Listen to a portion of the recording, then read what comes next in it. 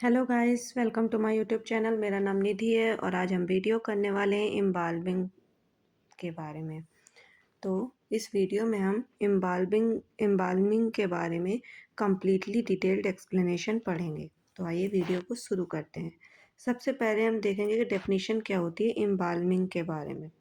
ठीक है, तो embalming is a process of preserving a death human body to by treating it with chemical to prevent decomposition, delay putrefactions, या disinfect the body and improve appearance for viewing, transportation and scientific purpose. It is commonly performed in hospital, mortuaries and funeral homes and anatomy department. यानी कि embalming एक medical scientific procedure है जिसमें dead body को temporarily preserve किया जाता है। इसका मेन पर्पस होता है बॉडी को डीके यानी गलना या डिकम्पोज होने की प्रोसेस को स्लो करना, इन्फेक्शन को प्रिवेंट करना और बॉडी को क्लीन, नेचुरल और प्रेजेंटेबल बनाना। जैसे फुनेरियल के लिए यानी अंतिम संस्कार के लिए, ट्रांसपोर्टेशन के लिए या पोस्टमार्टम के लिए। क्लियर है? पोस्टमार्टम के बाद जब हम अंतिम संस्कार के लिए बॉडी को तैयार करते हैं तो उसे हम एम्बाल्मिंग कहते हैं। अगर हम इसकी सिंपल वर्ड्स में डेफिनेशन अगर जाने तो एम्बाल्मिंग एक प्रोसेस है जिसमें केमिकल सॉल्यूशन बॉडी के अंदर और बॉडी के सरफेस पर अप्लाई किया जाता है ताकि बॉडी लंबे टाइम तक सेफ और फ्रेश जैसे दिखे। क्लियर है? नेक्स्ट हम देखेंगे पर्पस क्या है एम्बाल्मिंग के। Clear? There are many types of purpose of embalming. First is prevent decomposition. ये जो मेथड है या प्रोसीजर है इससे हम बॉडी को डिकम्पोज होने से बचा सकते हैं। Disinfectant the body to reduce infection risk. यानी अगर हम बॉडी को इन्फेक्शन से साफ सुथरी रखेंगे तो बॉडी में इन्फेक्शन होने के चांसेस भी कम हो जाएंगे। Preserve the body for viewing and funeral ceremonies. यानी बॉडी को प्रिजर्व करते हैं हम बाद में दिखाने के लिए या अंतिम संस्कार के लिए। फुनरियल सेरेमनीज का मतलब होता है अंतिम संस्कार के लिए।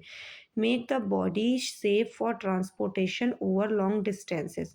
हम बॉडी को तैयार करते हैं अगर बॉडी को हमें लंबे डिस्टेंस में ट्रांसपोर्ट करना होता है। Enable teaching and research in medical college. या फिर हम लोग बॉडी को तैयार करते हैं बहुत सारे मेडिकल कॉलेज में बच्चों की पढ़ाई के लिए, जिससे कि बच्चे उसमें उसके ऑर्गन्स की मदद से बहुत सारी स्टडी या रिसर्चेस कर सकते हैं। Next, improve the appearance of sorry decreased.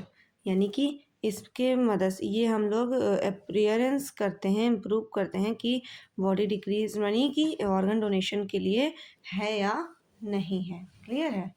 Next हम देखेंगे when embalming is required. Embalming क्यों रिक्वायर है? तो सबसे पहले when the body must be transported to another city and country.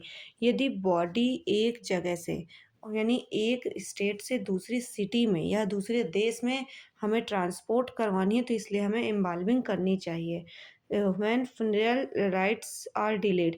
अगर किसी बॉडी का अंतिम संस्कार यदि डिले होना है तो उसके लिए भी ये इम्पोर्टेंट है।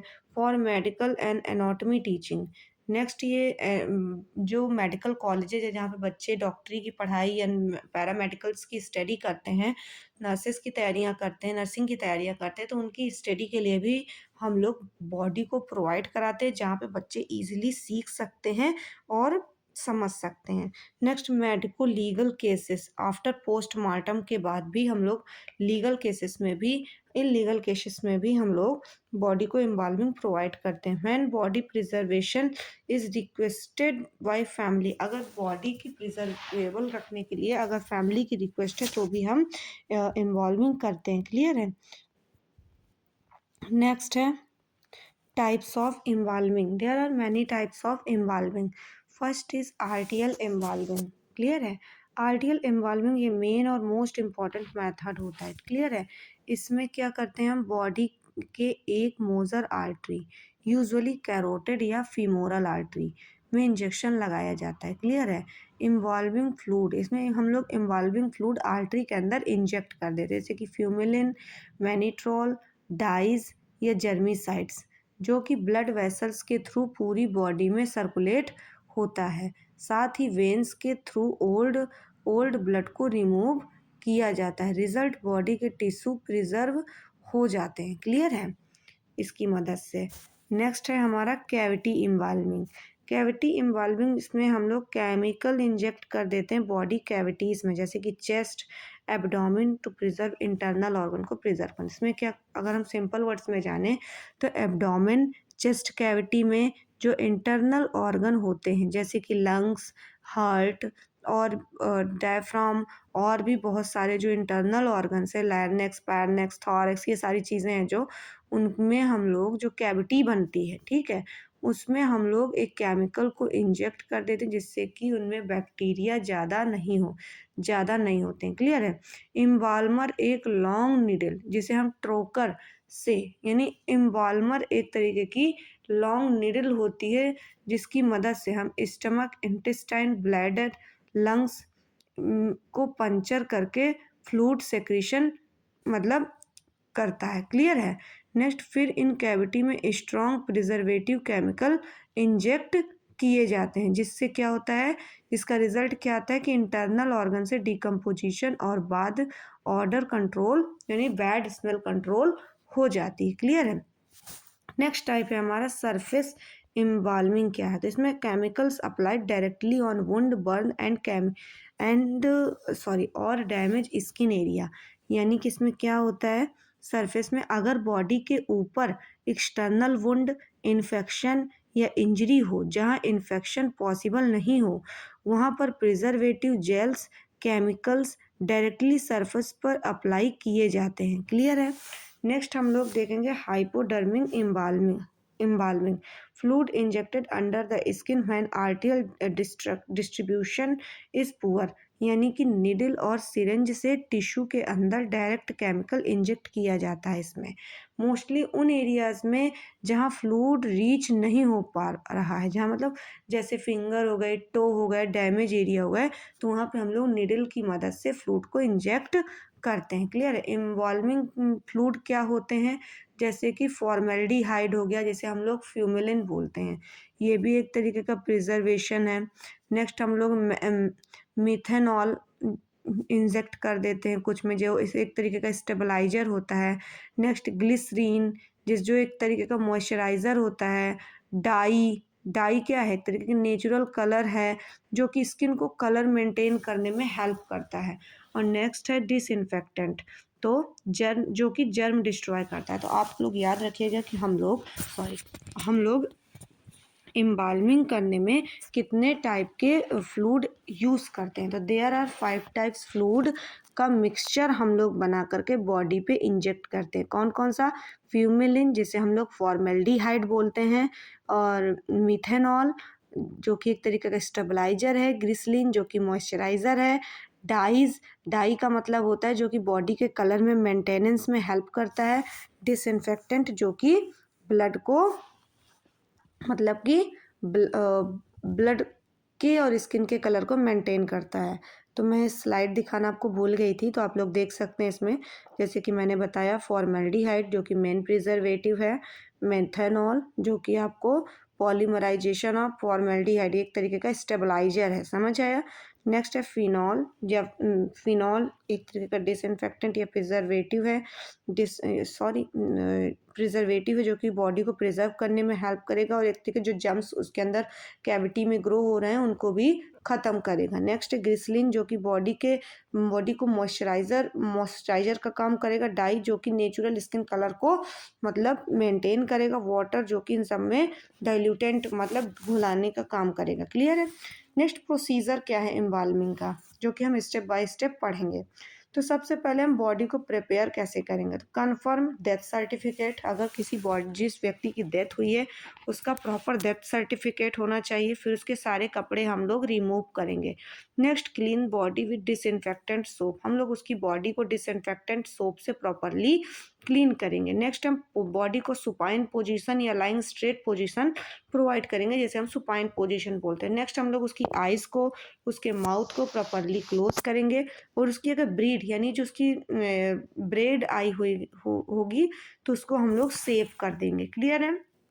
नेक्स्ट आर्टरियल एम्बाल्मिंग के लिए क्या प्रोसीजर है, तो सबसे पहले मेक इंसिजन ओवर मोजर आर्टरी, यूजुअली फ्रीमोरल एंड कैरोटिड। तो आप लोग याद रखिएगा जो आर्टरियल एम्बाल्मिंग होती है वो हम लोग कौन कौन सी आर्टरीज में करते हैं, तो मोस्टली हम लोग फीमोरल आर्टरी और कैरोटिड आर्टरी पे करते हैं। इसमें हम लोग प्रॉपरली फीमोरल आर्टरी और कैरोटिड आर्टरी में एक कैनुला इंसर्ट करते हैं और उसकी मदद से हम लोग एम्बाल्मिंग फ्लूइड को इंजेक्ट करते हैं और ब्लड को ड्रेन करवाते हैं वेन में। क्लियर है। जिससे कि जो टिश्यू हैं वो प्रिजर्व किए जाते हैं और डिसइंफेक्टेंट से जो कि बॉडी आपकी प्रिजर्व होती है। कैविटी एम्बाल्मिंग से क्या होता है कि एक मतलब हम लोग निडल लेते हैं, एम्बाल्मर निडल, इसको याद रखिएगा, एम्बाल्मर निडल। क्लियर है।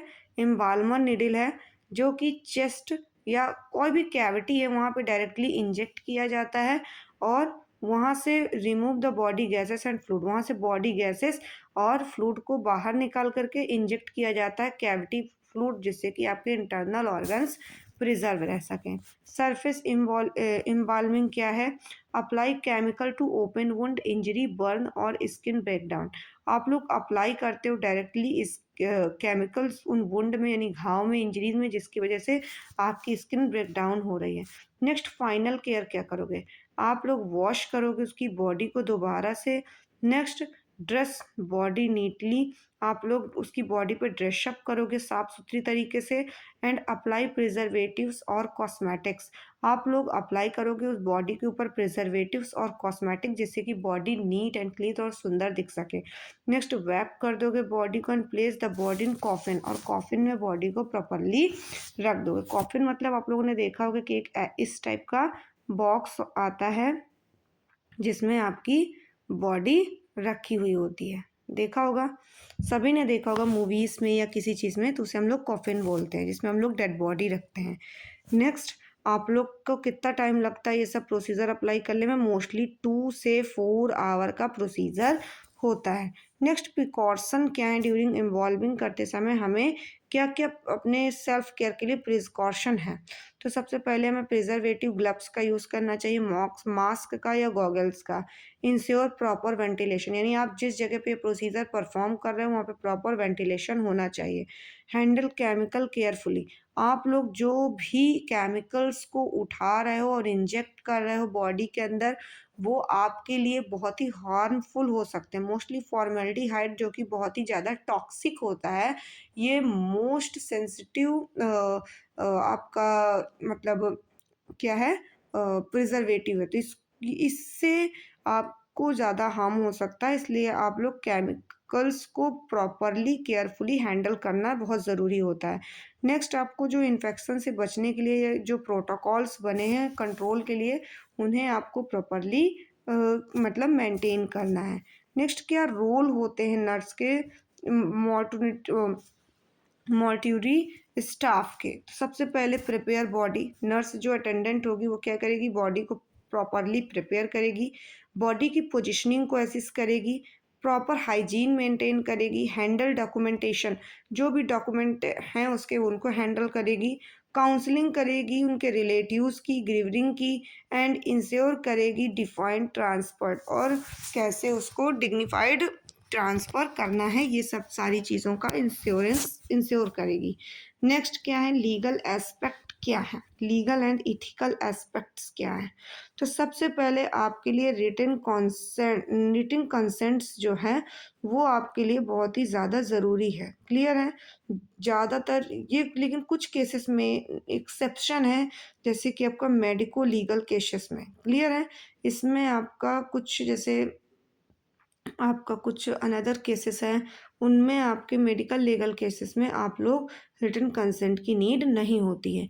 Respect religious and cultural beliefs, मतलब आप लोग रिलीजियस और कल्चरल बिलीव की रिस्पेक्ट भी एक तरीके से आपके लीगल और इथिकल एस्पेक्ट में आ जाते हैं।